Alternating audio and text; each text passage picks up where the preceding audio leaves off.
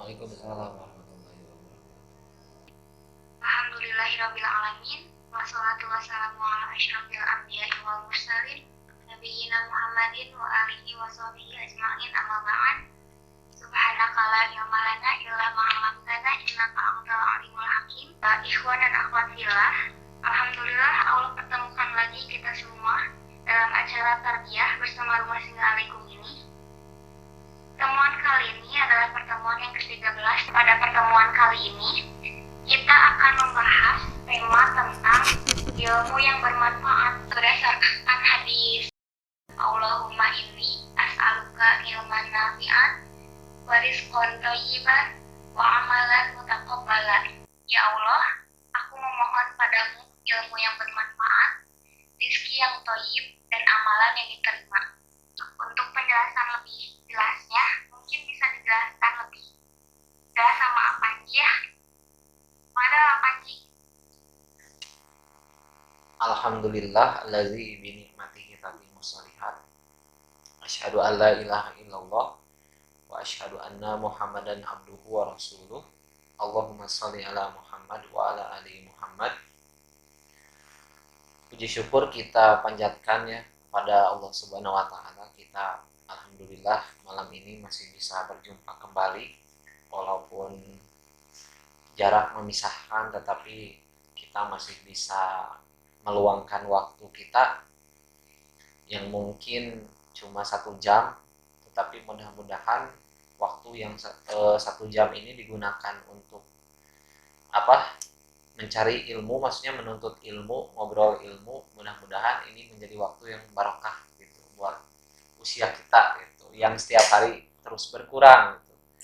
Ya ayyuhalladzina amanu idza qila lakum tafassahu fil majalisi fafsahu yafsahillahu lakum. Hai orang-orang yang beriman, apabila dikatakan kepadamu berlapang-lapanglah dalam majelis, maka lapangkanlah, niscaya Allah akan memberi kelapangan untukmu. Berdasarkan tafsir Al-Madinah Al-Munawwarah ya, dalam pengawasan Syekh Prof. Dr. Imad Zuhair Hafiz, gini tafsirnya seperti ini. Allah memerintahkan orang-orang beriman agar melapangkan tempat duduk untuk yang lain. Ya maksudnya kayak gini, kita ini kan majelis ya, kita ini suatu komunitas kecil tarbiyah Rumah Singgah Alaikum.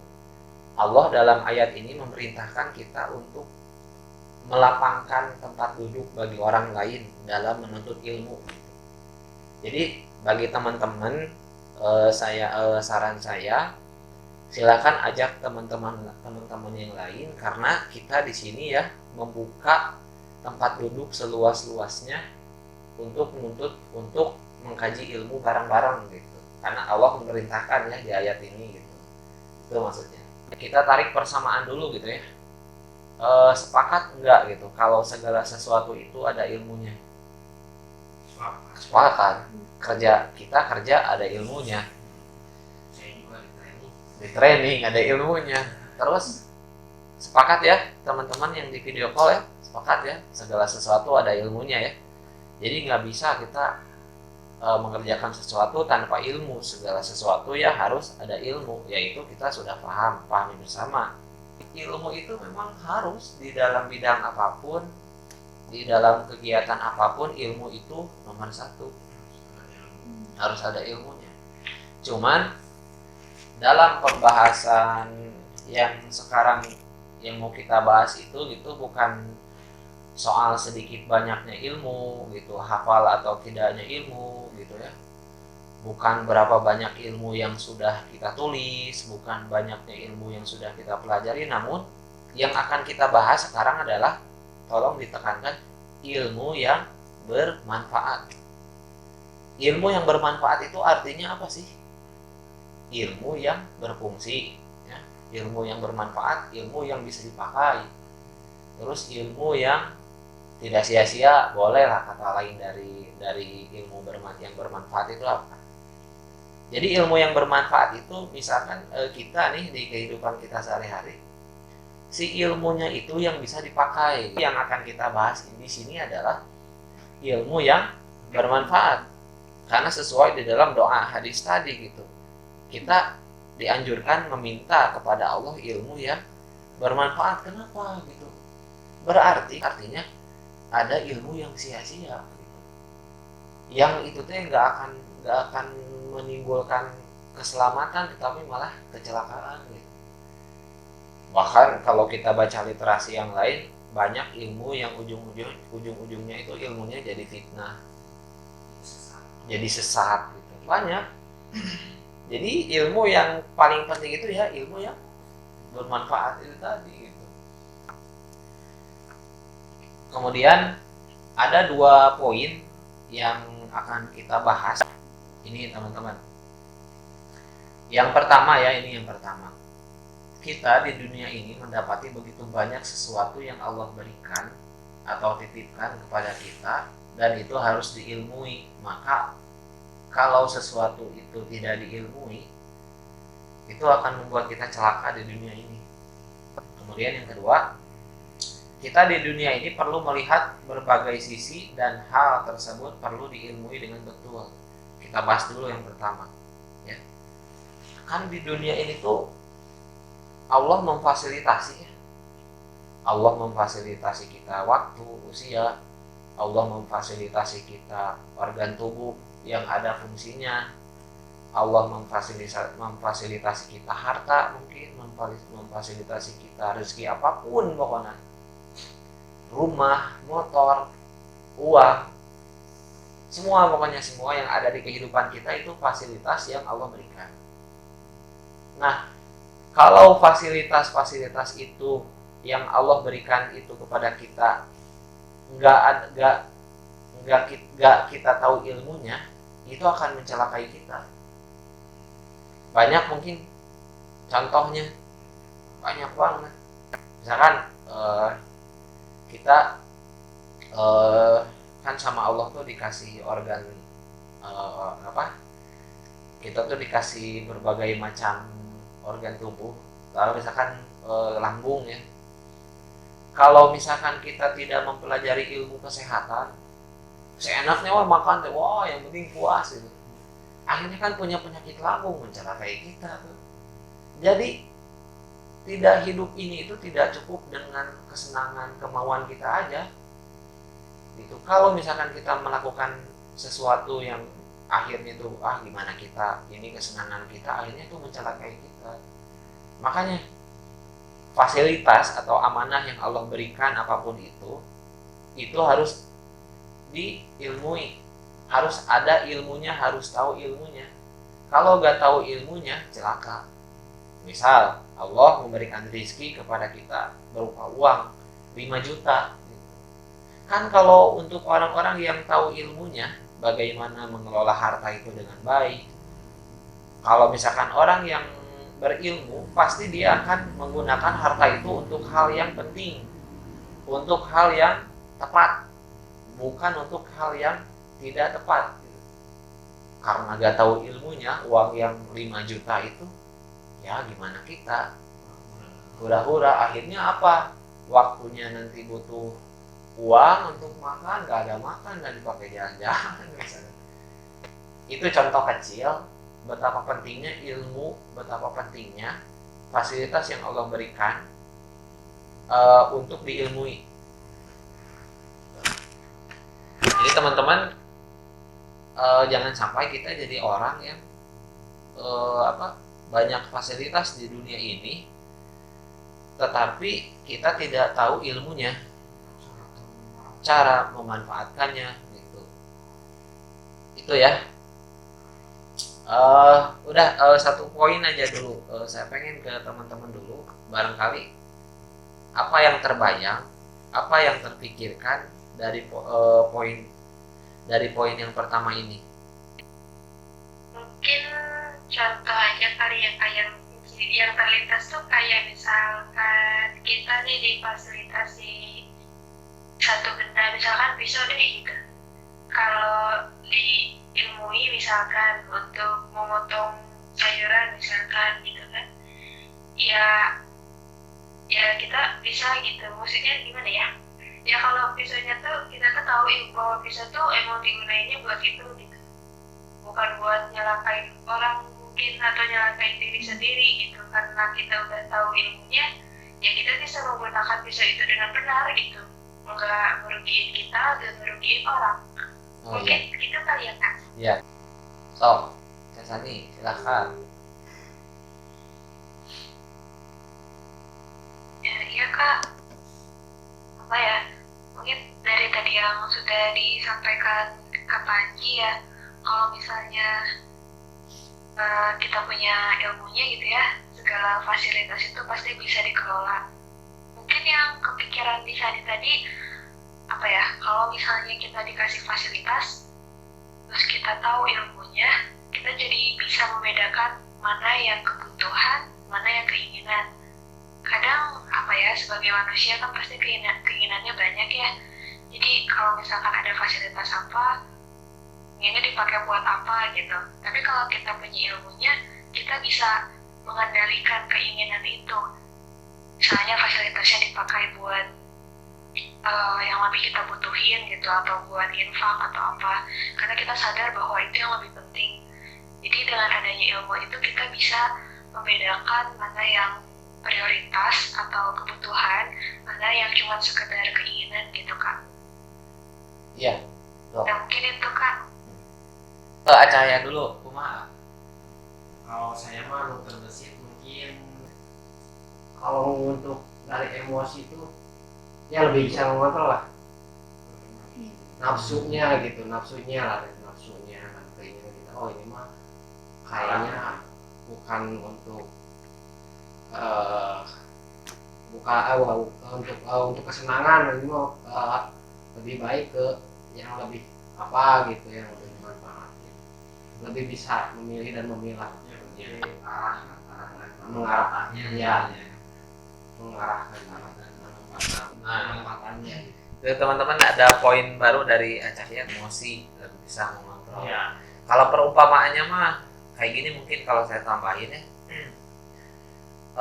ada orang yang berkelahi, dia tuh gak tahu ilmunya gitu. Di jalanan, wah apa pukat, apa gitu. Tapi berbeda dengan UFC-nya, UFC kan ada teknik kan. Jadi gelutnya berkelahinya gak sembarangan, ada teorinya gitu. Jadi kalau orang yang berilmu itu dia akan tenang karena dia menguasai ilmu.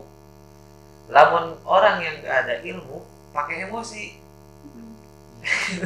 berarti bisa jadi ya kalau ada sesuatu di dunia ini bikin kita putus asa, wah kita teh putus asa, ngambek.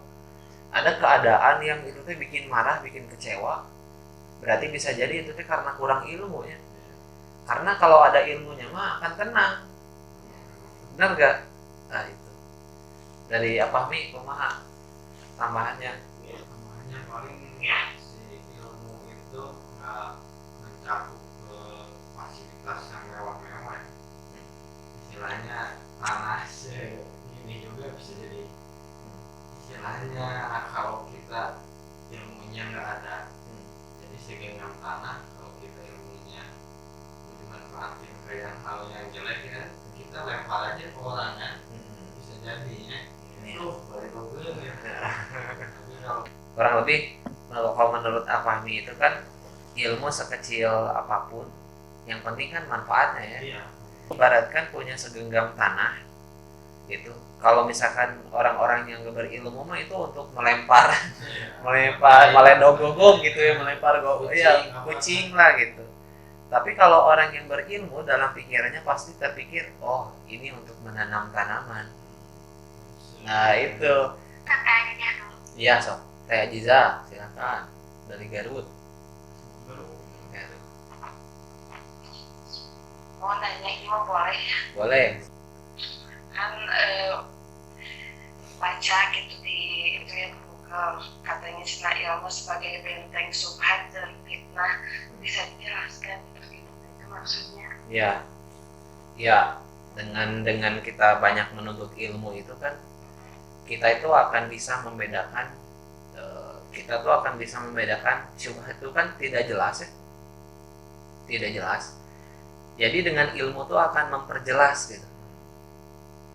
Jadi tidak ragu statusnya, karena dengan ilmu tuh kita yakin gitu. Terus kemudian ilmu sebagai benteng, kita tuh akan bisa menolak hal yang sesat gitu dengan ilmu. Pasti.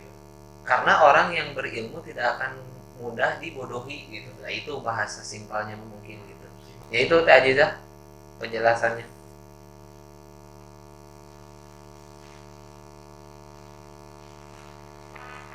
Jelas, makasih.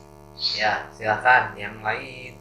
Terus berlanjutnya, terus berlangsungnya kajian ilmiah seperti ini ya, jadi kita bisa terus menambah ilmu yang bermanfaat seperti yang tadi sudah dibilang. Terus selalu kita pertahankan untuk menghindari hal-hal jika kita sudah punya ilmunya, kita bisa mengetahui mana yang benar, mana yang salah. Kita sudah diucapkan teman-teman yang lain juga. Betul sekali. Semoga kita diberikan selalu istiqomah ya, bahwa apapun yang lagi sakit mudah-mudahan cepat sembuh. Meskipun ada sedikit kendala ya, tapi tetap semangat. Meskipun sakit juga tetap hadir, patut diapresiasi lah. Jadi bisa memberikan contoh yang baik ya, Masya Allah. bagaimana antusiasnya gitu ya terhadap ilmu itu. Meskipun Jadi dari ada lihat personal orang itu memang berbeda-beda ya, ada yang sangat bisa hadir, ada yang dengan keterbatasan mungkin video call lewat WA. Tapi ya dengan antusiasnya juga kita patut berikan mereka penilaian yang bagus lah gitu. Ya silakan seperti itu. Jadi kita juga harus tambah semangat dari setiap pertemuan. Ya mudah-mudahan mungkin nanti kalau misalkan ada waktu dan luangnya bisa jadi sarankan lah ya, jadi seminggu 2 kali kan, atau gimana lah sama apa sih didiskusikan ya. Gimana baiknya, kalau enggak kalau misalkan seminggu sekali pun nggak apa-apa, yang penting sedikit tapi yang bermanfaat itu memang lebih baik. Tapi semua lebih bagus kalau banyak yang bermanfaat gitu. Iya. Kalau ada yang Jok. Sedikit tapi lebih baik ya Habib ya. Penting. Poin. sedikit dulu aja nggak apa-apa, yang penting bermanfaat, tapi bagus lebih banyak, ilmunya bermanfaat juga gitu lah Pak. Jadi kan aku baru ngebahas poin pertama ya, sekarang teh yang segala sesuatu itu ada ilmunya, harus diilmui. Kalau misalkan gak pakai ilmu, nanti itu bisa jadi timbul masalah, bisa jadi celaka. Ketika kita segala sesuatu itu diilmui gitu ya, ilmu itu tuh bakal berguna untuk generasi-generasi kita yang selanjutnya. Kemudian yang kedua ini, kita di dunia ini perlu melihat berbagai sisi, dan hal tersebut perlu diilmui dengan betul. Maksudnya kayak gini, kadang kan kita melihat masalah di kehidupan kita tuh cuma satu sisi. Maksudnya tuh gini, misalkan kita melihat orang marah, misalkan si itu marah, kita langsung menjudge dia, wah itu orang buruk, wah itu bodoh, wah dasar tukang beri ambok misalkan. Cuma satu sisi. Kalau orang yang punya ilmu, dia akan melihat berbagai sisi. Pas sisi pertama dia marah, tapi sisi kedua, mungkin orang itu marah karena lagi ada masalah, jadi ngelampiasannya ke kita. Sisi yang ketiga, mungkin karena dia marah terus mungkin ngelampiasinya ke saya, mungkin saya harus menyantuni dia dengan sikap yang lebih baik lagi agar dia tuh luluh hatinya. Jadi orang yang berilmu itu tidak melihat satu sisi, tapi berbagai sisi. Kalau kubus mah, misalkan kubus itu ada berapa sisi sih? Berapa sudut sisi? 8. 6.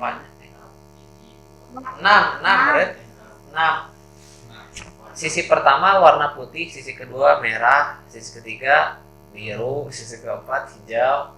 Nah, harus melihat berbagai warna gitu. Masalahnya apa? Fungsinya kayak gini.